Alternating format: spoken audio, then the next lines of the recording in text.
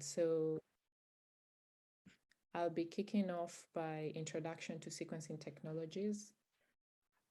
It will take about 40 or so minutes, shortly less than an hour. So if you have any questions midway, feel free to type them in the chat, or if you prefer to wait till the end to ask your questions, then that's also fine. So I'm going to encourage a very participative audience.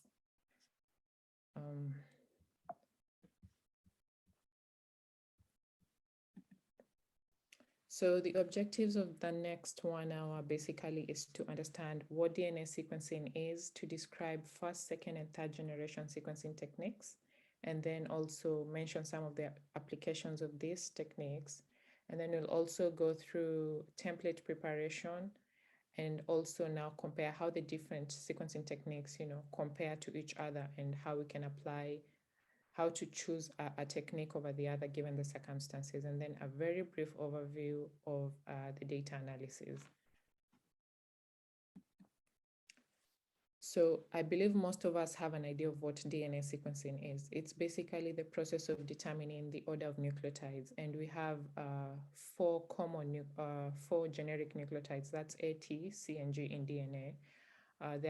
I guess there are others, but this is the focus of DNA sequencing, just determining the order of these nucleotides, and it has a wide range of applications, from clinical microbiology to drug discovery. It's now being used in agriculture and trying to find better fit crops. And then also we have understanding complex disease genomics. Now we have personalized medicine and very many other applications of the sequencing.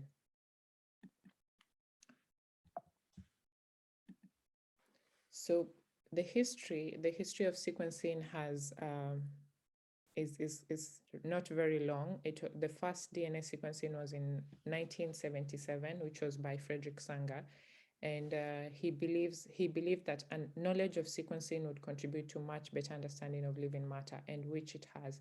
And so by just looking at this graph here, you can see the speed of which sequencing has increased over the years. And right now, it takes a much shorter time to get a genome, to generate a genome compared to maybe a few years back. And this has been due to an improvement of the technology over the years. And consequently, this has also reduced the cost that you need to generate a genome. And so this here just outlines the history of the sequencing, which I don't really want to bore you with, but just appreciate that Frederick Sanger was a major part of this process by, coming up with the Sanger sequencing. And then we saw this was gel-based. And what was impressive is that PCR had not even been invented by this time. And now we had the first automated sequencer, which was based on the Sanger principle. And now it was being automated from being manual. And this is the ABI instrument. And then now we saw the invention of more advanced sequencing technologies. In 2001, we had the first draft of the human genome, and this has been improved over the years. And then in 2006, we see the next generation sequencing era coming in. But now this term is being replaced with second generation sequencing, as you're going to see downstream. Yeah, so as I mentioned, so the first generation sequencing, basically the focus was to infer the nucleotide identities, and it didn't have the capacity to generate very long fragments. And for example, Sanger sequencing, you could only generate a forward read and a reverse read, which were not more than 1,000 bases long. So an improvement of this came with second generation sequencing, whereby the fragment length did not increase very much, but now we saw parallelization of the reactions, which just means that numerous reactions could happen in real time at the same time. And this massively increased the amount of data that was acquired from one sequencing run. And so now this is what was named the next generation sequencing, although now it's just the second generation because, next generation in tech would mean the next big thing. And now we have more advanced sequencing technologies coming in, which is the third generation. And with third generation being the PacBio and Oxford nanopore as the main ones, the focus was now to increase the length of the sequencing fragments. So as you can see, the others had less than 1,000 bases long. But now we see tens of kilobases of fragments on average being produced in a single sequence run, and others as even megabases of fragments long being produced. And now this also has improved the quality or increased what we can do with sequencing in terms of acquiring sequence rates. So now we're going to look at these methods in more depth. And for the first generation sequencing, we want to, I'm going to go deeper into Sanger sequencing. So this is just the general workflow of Sanger sequencing. The idea was to first clone DNA fragments into vectors and then amplify. By cloning, you just mean like acquiring that fragment that you want to sequence from whichever organism, and then you clonate it into vectors to just increase the quantity. So you remember that PCR had not been invented at this time. So cloning was one of the ways to amplify the DNA, although now this can now be achieved using PCR. Having acquired this double-stranded DNA, we then had now attachment of primers. Basically, primers targeting your DNA of interest. And then now we had 4 tubes. So we have 4 tubes, each with a standard DNTP. So one would be A, the other is T, C, G. So remember, we had this double-stranded DNA, then we denature it to acquire single-stranded so that this allows for attachment of the primer. And so we divide this solution here into 4 segments, and each goes into one of these wells.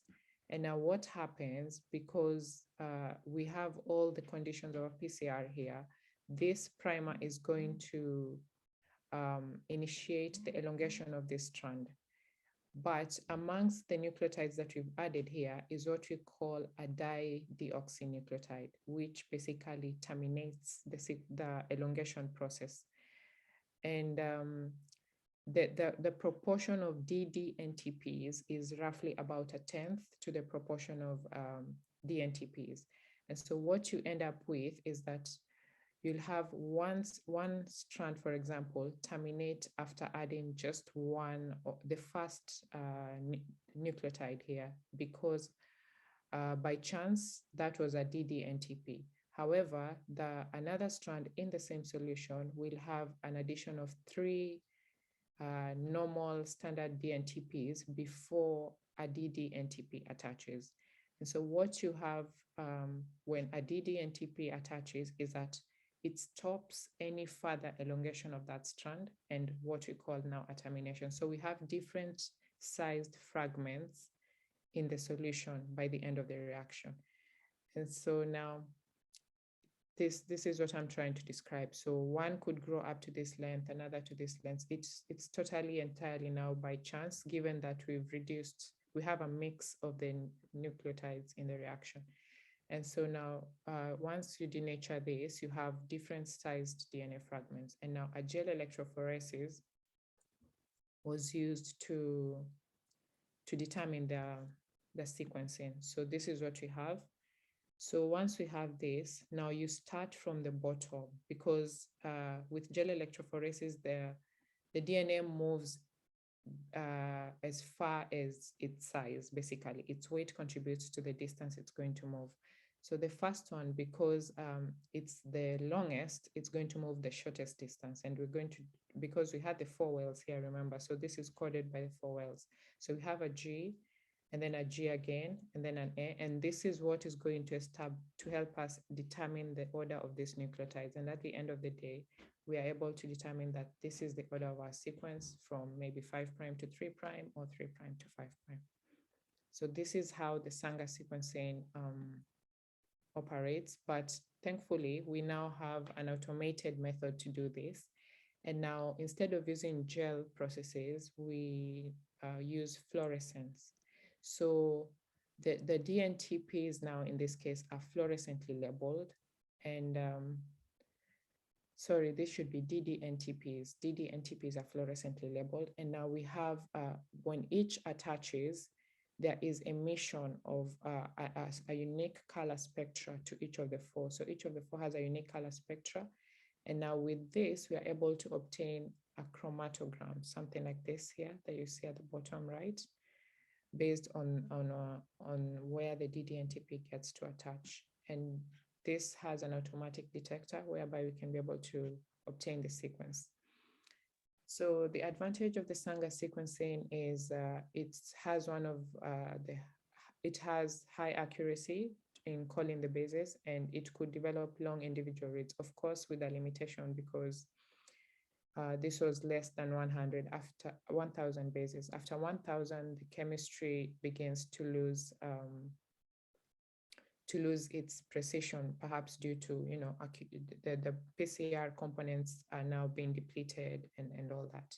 So technically, it's impractical to have large sequencing projects using Sanger because it gets expensive. You only get 2 reads per sequencing reaction. So that would be a forward and a reverse. So to have in a project where you need a lot of reads, then it becomes very expensive and impractical. So now we're going to move on to the second generation, and these are the 4 main sequencing techniques of the second generation. However, Roche, that is the 454 pyrosequencing, is no longer in production because it was not economically viable. So I don't think there is need to look into that anymore. It's no longer in production. However, maybe a few labs may still have it around the world. We just look at the other remaining 3. So the ion torrent, this was based on detection of hydrogen ions released during DNA polymerization. So a complementary strand basically is built. So you have, you denature your DNA. We're going to look at the library preparation in more detail towards the end, but you denature your DNA, and then now you have attachment of a primer, which is elongated. So which is now elongated just as is in PCR. So a polymerase integrates a nucleotide, and then now hydrogen and pyrophosphate are released. And these hydrogen ions are what are detected. Each dinucleotide produces a unique disruption to the ion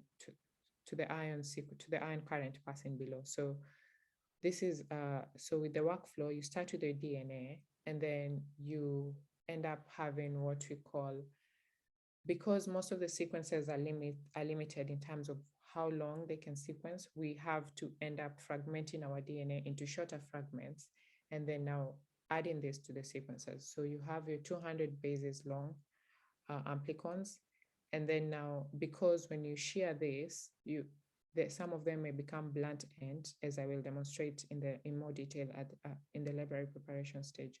So you polish your ends. You polish your ends, and then you select the sizes to get rid of sizes that are too huge and may not be sequenced by the sequencing technique that we're selecting. Then we go ahead and have an emulsion PCR. Basically, this just increases the quantities of DNA prior to sequencing. Most of the DNA sequencing techniques cannot sequence a single strand at a time. They need the DNA fragments to be numerous, you know, to increase the confidence of what it is that they are calling, or the base calling, and they're calling a base, whether it's A, C, T, G. So they will need numerous strands at the same time. So we have a PCR to enhance this. And so each bead here, so we have, so you have a bead A, C, D. So each bead attaches to only one DNA fragment. And so this is amplified such that the same DNA fragment is now multiplied numerous times. So it would be the exact sequence across all this. And now each of these beads goes into a well, its own unique well, and then as it's sequenced by synthesis, then we have a production of hydrogen and pyrophosphate, which disrupt which produces a digital information, and this can lead is processed to have the base calling. So in some of the advantages is that it has generally low upfront operating. The ion torrent has low upfront and operating costs, and sequencing is by synthesis, which means it's real time. So as the nucleotide is being added, then the base is also called. However, it's difficult to enumerate long repeats. And if I go back to this diagram, for example, if we have maybe 4 A's following each other in the sequence, so that disruption in the current will look similar across the 4 subsequent nucleotides. And sometimes when base calling, the algorithm is not very confident in the number of times, whether it's not usually sure whether it's a remnant of the previous signal or not. And so that's why it has difficult enumerating long repeats. And its read length is also relatively short, and this becomes a problem for large-sized genomes. So in the applications, basically, it's small and compact, and it's effective for small labs who do not have a large-scale amount of sequencing work. So then now we're going to switch to the other second-generation sequencing technique, which is the solid sequencing. And solid just stands for sequencing by oligonucleotide ligation and detection. So this, I think this is one which has a unique sequencing workflow for me, because, okay, once the DNA is shared, then we add the adapters. So basically, adapters just help it to bind. So we have the P1 and P2 adapters. They help it to bind to the beads, similar to what we saw in ion torrent. So we have each DNA fragment binding only to one bead. How to ensure this is that the beads are usually way more than the quantity of DNA being added. And so this ensures that only one fragment of DNA binds to a particular bead. And then we have what we call the emulsion PCR, whereby this bead is replicated so that it covers the bead entirely. So this would be the exact same sequence order. And then any beads that had not were not bound to a particular DNA are then gotten rid of, and then now we have the sequencing now beginning. So once the DNA is shared to fragments of the desired size, as I explained, sorry about that. Once it's shared to fragments of the desired size, then we usually have ligation of internal adapters. So just to explain, the internal adapters here, this is our DNA fragment, which is double-stranded, so it's shared, and right in the middle, we add what we call an internal adapter. And so this helps in circularization of the DNA. And then now we have enzymes which know how to cut, for example, 50 bases downstream from the internal adapter. So we have the DNA now being cut, and we have now a linear DNA, which is looking like this. But if you look, so we have 50 bases to the right, an internal adapter, and then more bases to this. And then now this is now ligated with the sequencing adapters. So we have this and more adapters here. And now it's sequencing by ligation. So we have primers, which are 5 bases long, and they come and bind to, so they can be able, the P1 and P2 guide the primers on where to start. So we have the sequencing read one, okay, let me know, sequencing 1 and sequencing 2, the 2 fragments of DNA. So the primers come and bind to the template strand guided by where the P1 adapter, stops. And that the primer has, it's a blend of different primers. So we know what is at the end of the last 2 bases. And so that is read the two bases of the primers are read using the fluorescent. So it's not by synthesis as the other techniques we've seen. So this would be by ligation. Only primers that are complementary to the template DNA would bind, and then we could be able to tell what the sequence of the template is by what binds to it using fluorescence techniques. So this is not hindered by homopolymers like the previous, because it's not an electric current being measured, but it's a fluorescence based on what has bound to the template. And then it generally has a low cost per run. However, it's much slower than other methods because of the whole, its chemistry, its sequencing chemistry, and it has trouble with palindromic sequences. So I put this here to just illustrate what palindromic sequences are. And it's a sequence whereby if you look at its complement strand, then it reads exactly the same. So from 5' to 3', this is AT, and 5' to 3', this is also AT. What happens with this kind of sequences is that DNA forms a loop and then it becomes inaccessible. So the primer does not have a place to attach. But its application, it's particularly good in epigenetics because, or the DNA methylation, because we are not modifying the DNA, the template DNA before sequencing. And so now the Illumina sequencing technique, this is one of the most commonly used sequencing techniques. So I would urge you to pay some attention if you haven't worked with it. There is a video which, if we have some time, we could watch, but if not, I will just share it with you and you'll be able to watch it on your own. So in sample preparation, we start with genomic DNA as the others, and then we shear this because most sequencing techniques cannot sequence the entire thing as an input. So we share this into small fragments. Mostly it's between less than 500 bases. So depending with we have Illumina MySeq, Illumina HiSeq. So depending with the machine, we have different sized fragments. So we share this and then we add adapters to the library. So this image here is a zoom of what these adapters include. So we have our double-stranded in blue. And the first is what you call the sequencing primer. So this will initiate the sequencing by synthesis. So this is where the elongation process will start.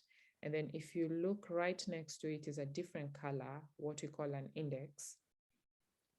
That is unique to every sample. So for example, if you want to sequence 20 samples, then you add 20 a unique index to each. So you'll have 20 unique indices, such that if you retract your reads by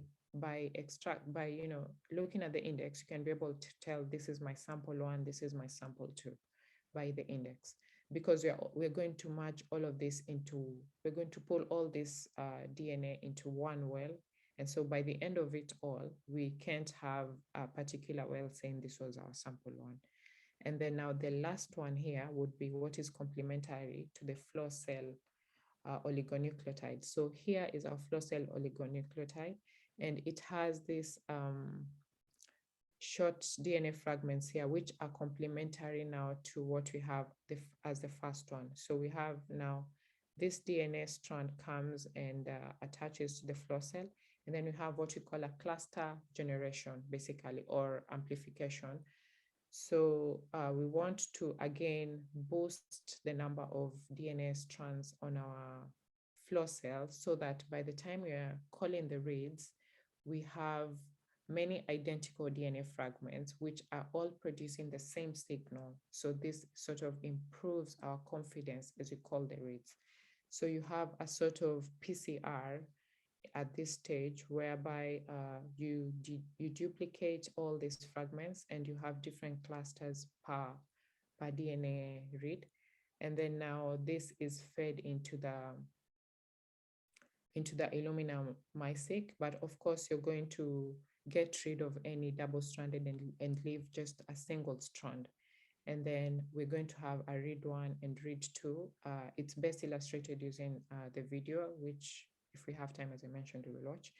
And what happens is that, so as you have your strand that is attached to the flow cell, you have DNTPs and polymerase. So as a nucleotide attaches, where there is emission of a fluorescence, which is red. So for example, color. So here we have color green would be T, G, C, like that. So because you multiplied your DNA fragments to be numerous, now we have a strong green signal being emitted, and then you can be able to confidently say, at this cluster position 1 was actually a T, at this cluster position 2 was actually a G, because of the cluster generation. And so we have something like this color chemistry is what is able to call the basis. So this is a video I mentioned. And so the advantages of the Illumina technique is that it has been proven over time to have a very high base calling accuracy. And it also produces very high quality pairwise alignments. It's cost effective in terms of the running, but getting the machines and the equipment set up requires a high startup cost. And it's able to produce a huge amount of data, enabling deep coverage. So this is particularly very good when performing de novo assemblies or maybe metagenomics. And this is also scalable. So if you have a huge amount of workload, it's able to accommodate that very well. The disadvantage would be the short reads, particularly for longer genomes. And yeah, the ones I mentioned. So it's less cost effective when you have maybe less than 20 number of samples, because a flow cell has 96 wells. So running this for less than half, beats economic reason, particularly for low resource settings such as Africa. But it has a wide range of applications, such as whole genome sequencing, targeted sequencing, gene expression, and metagenomics. And so now I'll move over to third generation, which is now what would be, I think, the new cool thing. We have two main ones, the PacBio, or the Pacific Biosciences, and the Oxford MinION. So in Pacific Biosciences, SMART sequencing, the SMART is single molecule real-time sequencing. So these both, just to point out that both third generation sequencing techniques take place in real time. And so you start with your double-stranded DNA, and then you ligate your adapters to form a sort of a loop. And then now you add your primer and polymerase. And what happens now is that as your polymerase adds the dinucleotides, you have emission of a fluorescence. It's similar to what we saw in Illumina MySeq. But now the advantage that the PacBio has is that the nucleotide incorporation is measured in real time, and it has these two modes of sequencing.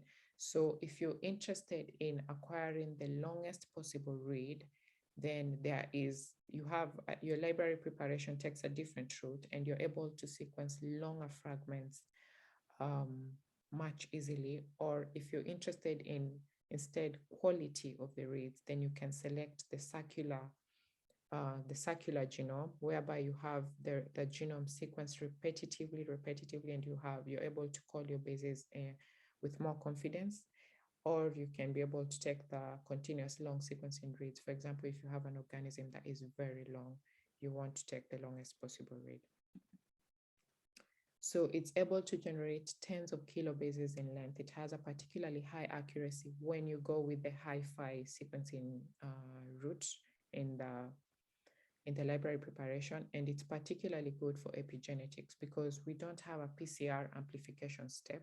So that means if your DNA is methylated, it's preserved as that, and you can be able to detect this during sequencing. However, it's expensive, and when you go to, so the two techniques, so if you go the high accurate long reads, then you get shorter fragments. But if you go the continuous long read, you get higher error rate in terms of the base calling. So it's usually always a balance of what to pick And it has a wide range of applications in whole genome sequencing, particularly for longer. So humans, plants, microbes, they have huge genomes, so it would be wiser to pick a third generation sequencing technique. And then RNA sequencing, targeted sequencing, epigenetics, as I've explained, among others.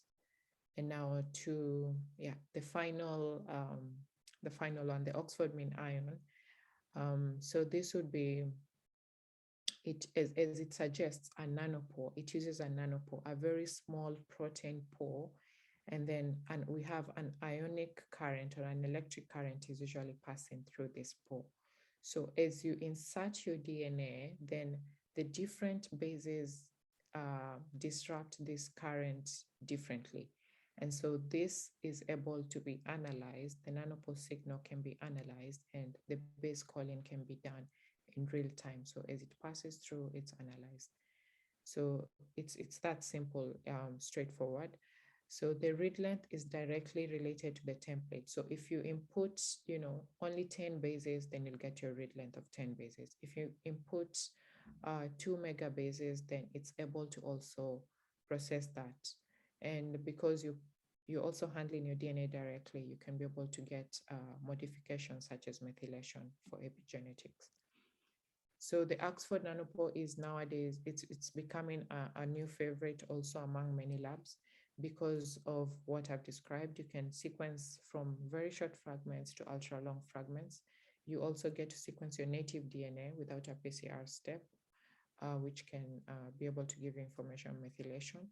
Then data is available in real time. So as soon as you start sequencing, the nanopore it transfers this data to your laptop, and you can begin to analyze this even as your sequencing goes on. So, and you can be able to stop the sequencing, whether you want to stop it after 3 hours or after 3 days, that is up to you. So it's scalable. You can sequence anything and anywhere. So we've all heard about like the lab in a suitcase, and nanopore is one of the pioneers for that. Being able to take sequencing to the field. It's cost effective. It's one of the cheapest basically among the sequencing techniques. And so the disadvantage would be it has a high error rate. So sometimes as high as 15%. The company is notorious for frequently changing its kits and reagents. So sometimes, you purchase kits and flow cells only for them to tell you, no, we have a new release. This is the latest. It has this feature. So there's that frequent modification. And then sometimes it has also been accused of having high levels of inter-run variability, but it also has a huge range of applications, as I mentioned.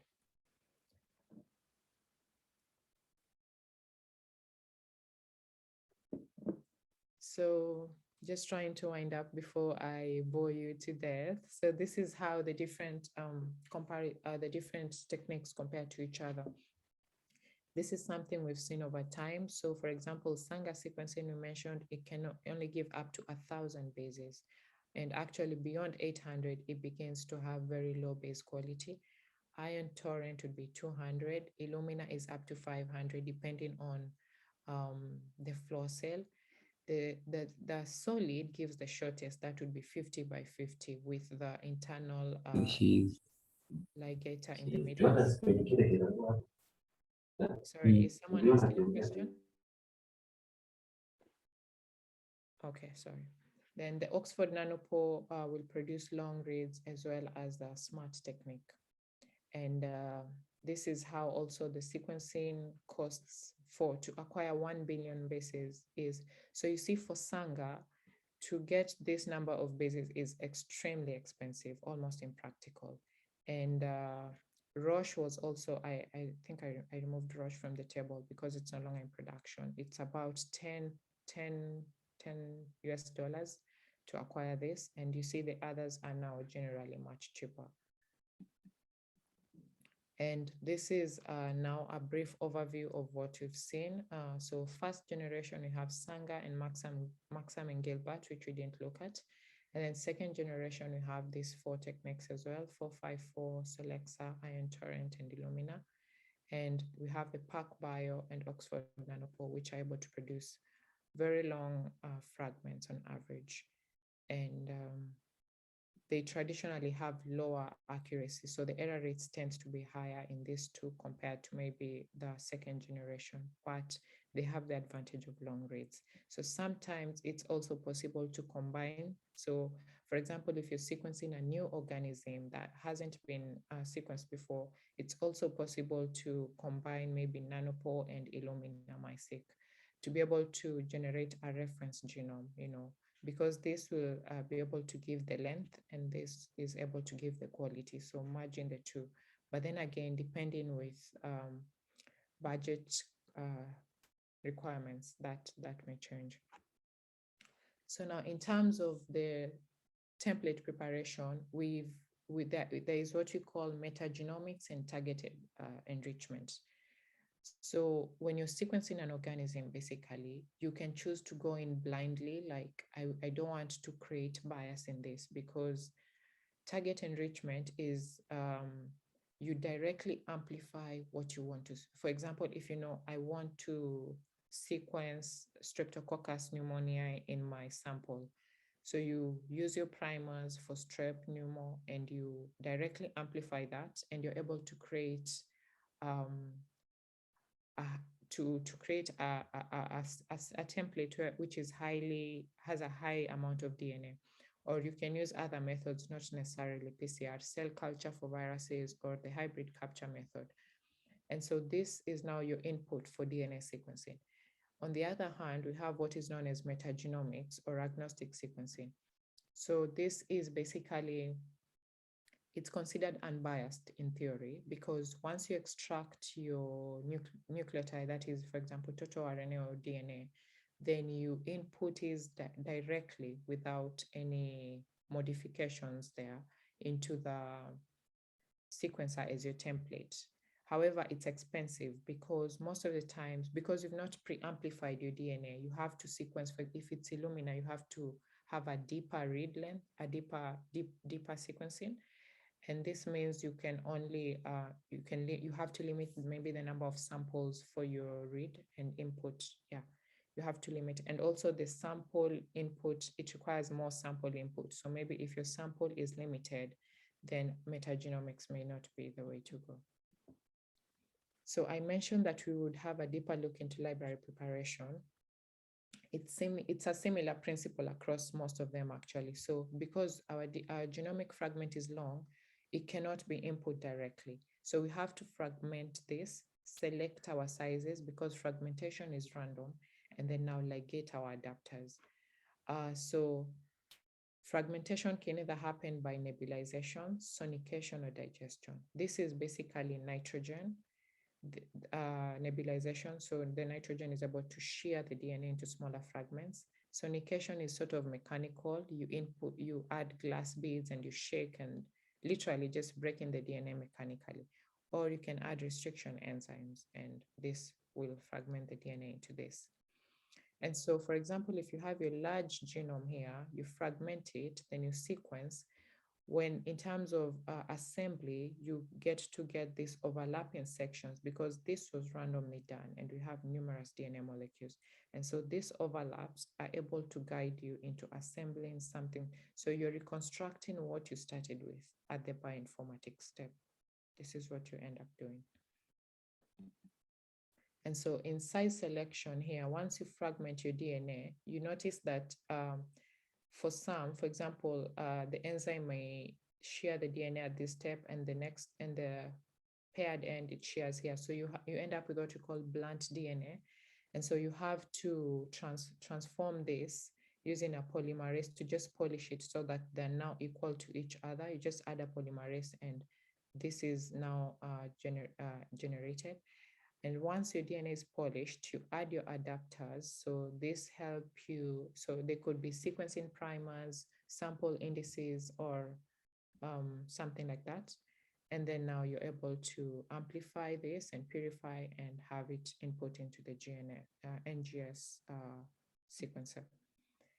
And so in the amplification step, this is what happens, which I think I highlighted. So it could either be emulsion PCR for techniques such as ion torrent or the cluster bridge amplification for Illumina. So you have, once this is your sample DNA, which has the primers and the indices, so it binds to this floor cell. This is complementary. So the pink one is complementary. It binds and it's able to be generated. And we have now next to each other, we have these DNA sequences that are totally identical to each other, and this just improves the confidence in base calling.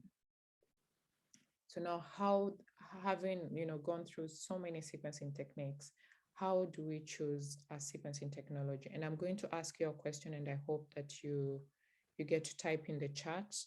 So the questions that guide you into choosing a technology is, for example, why am I sequencing? Do I just want, what's the aim of my sequencing? Then what am I sequencing in terms of the organism, its size, how many samples do I have? Do I have any budget limitations, any other logistics, in terms of, am I familiar with this? Do I actually have the equipment?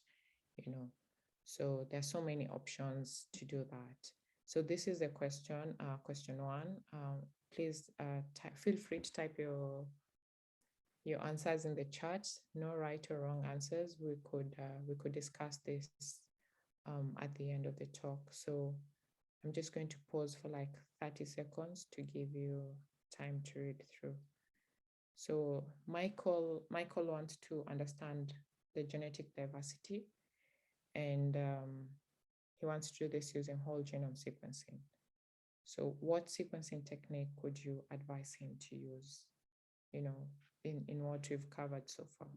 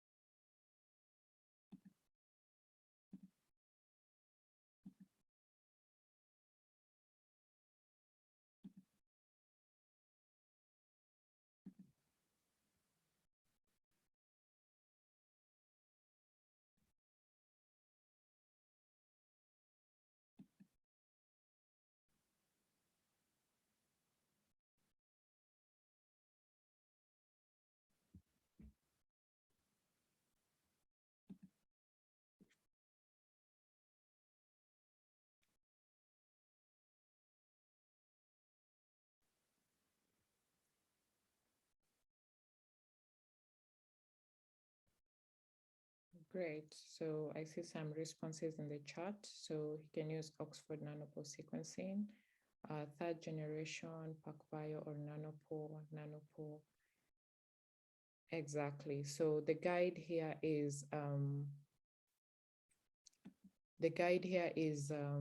read length. So given the size of the genome of over 700 megabases, using a short read sequencer is not ideal. You don't want to have to amplify 200 bases all the way until you acquire 700 million bases. So here is a second question as well to rack our brains. Question 2. I'd appreciate, let's also chat type our answers in the chat as well. So public health officials, I just read it out, have raised an alarm of a new diarrheal disease within a certain suburban residence. So samples from the affected individuals have tested negative for common pathogens in the region. So, and the National Public Health Lab, for example, you work in the National Public Health Lab, you've been given the task to identify this causative organism, but it's clearly not what we've seen before.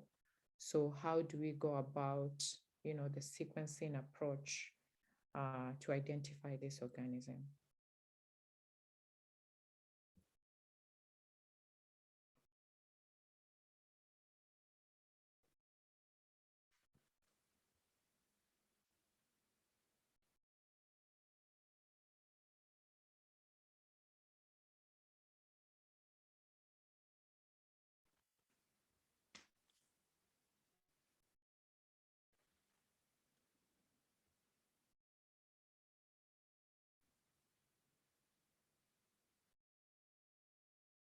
So what will guide us here is that our aim to sequence is to identify something that we are not sure we've seen before. So, but we want to sequence it as a form, as a tool to identification.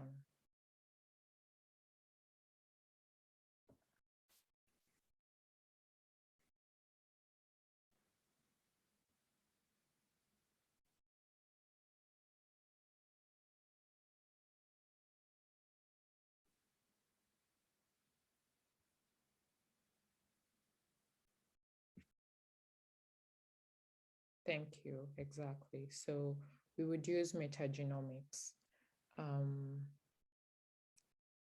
Metagenomics. Okay, so there's also a different, so for question 2, since it's a new organism, I would go with Sanger sequencing since it has the highest accuracy. Okay, good reasoning. That's good reasoning. So those who've said metagenomics and de novo assembly. So good reasoning on all parties so far. I'm actually impressed. So we would actually go with metagenomics for the second organism.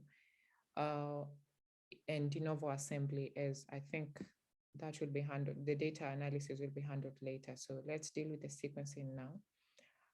So there's the other idea to use Sanger sequencing since it has the highest accuracy. That is true. Sanger has one of the highest accuracies. The challenge would come in the primers. So if you remember, for Sanger, allow me to just go back a few steps.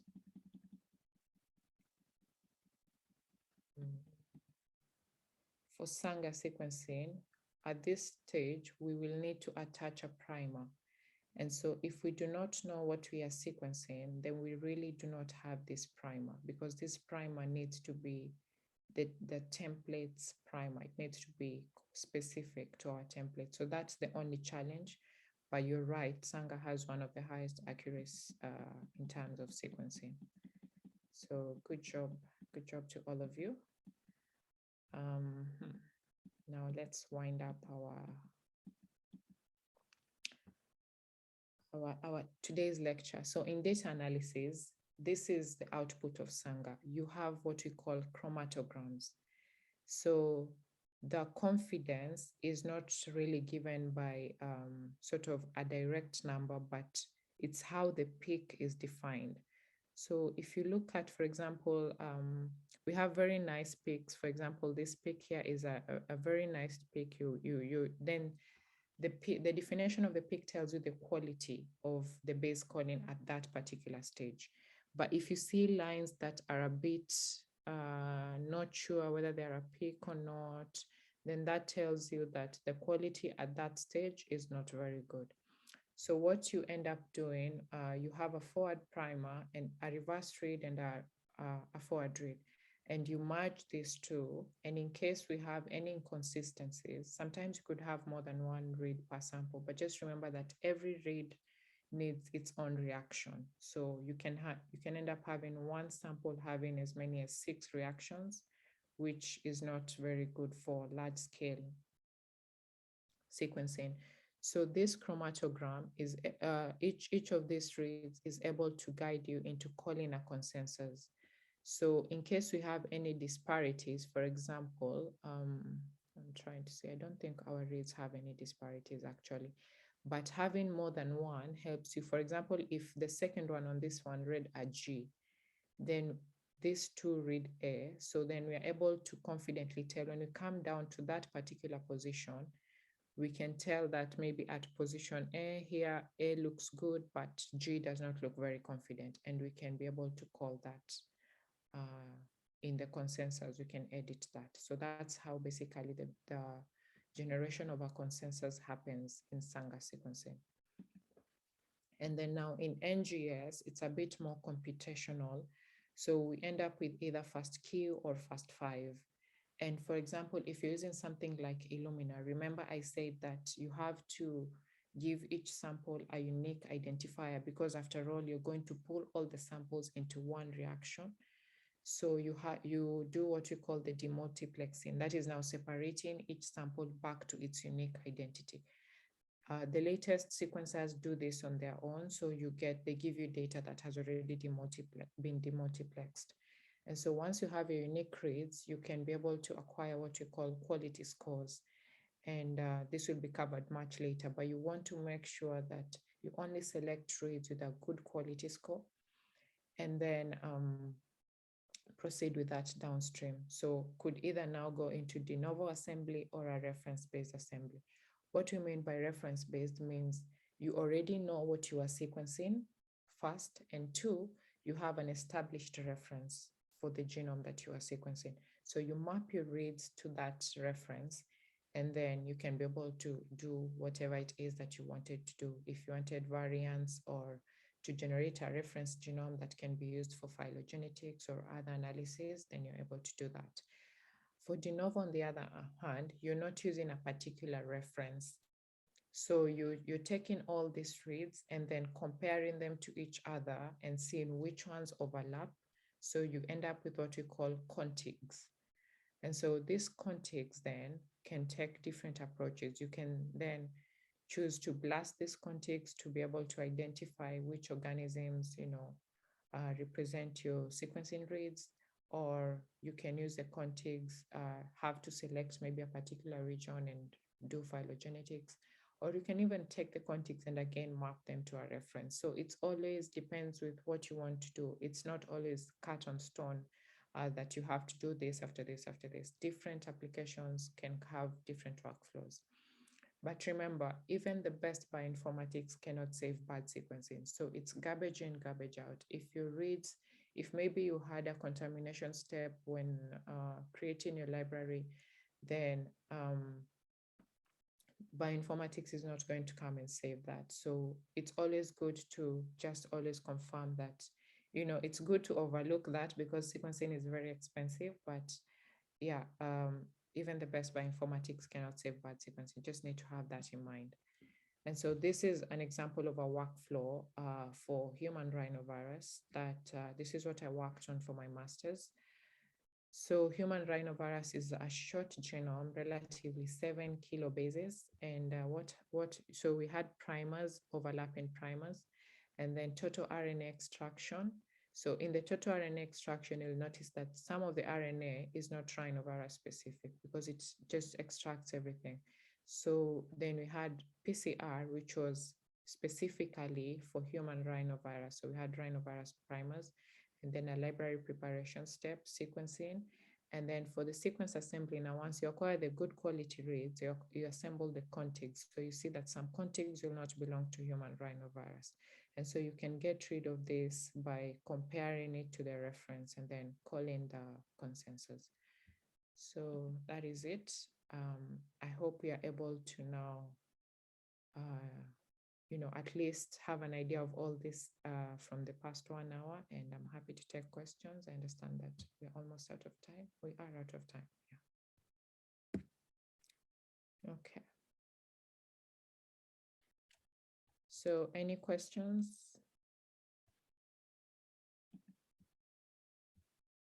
I just hand over back to the chair, Caleb.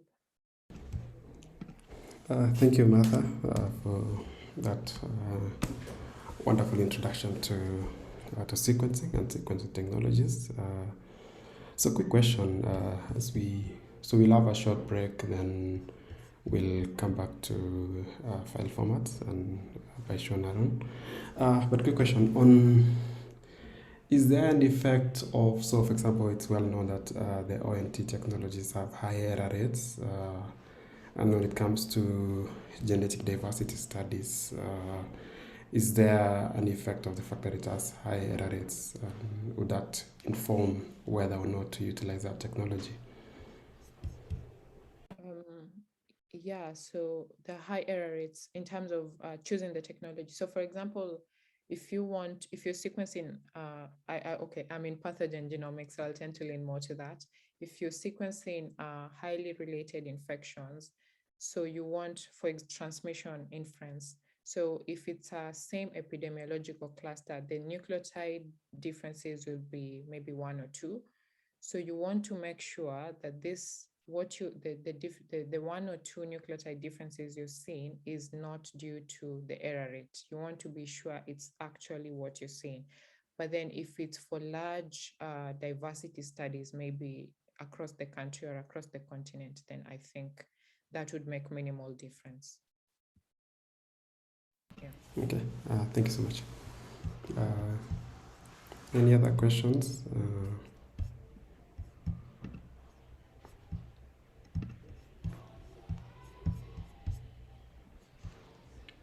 If not, we'll just have a round of applause for Martha. Thank you so much for taking time to join us this morning. So use the reactions to keep treating, keep engaging. All the best in the rest of the workshop. Thank you so much. So we'll have a short break, and then we'll be back at 15 minutes past the hour for the next session. Thank you all. Stand up, take a glass of water, take some coffee, then we can continue.